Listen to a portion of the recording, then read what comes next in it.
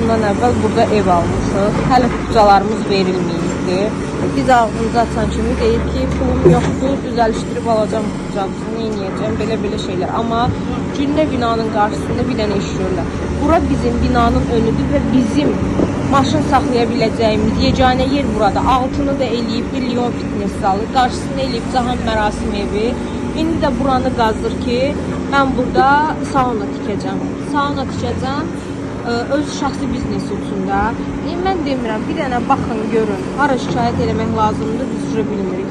Bu bina buna dözər, bina çökəcək, çöküntü yaranacaq. Bu nə qədər məqsədə uyğundur? Biz kimə dərdimizi deyək? Ağzımızı açan kimi binanın yiyəsi Amid bəydir. Ağzımızı açan kimi bizə deyir ki, bura mənimdir, mən bilərəm, mənimdir, mən bilərəm. Bu bina axırda çökəcək.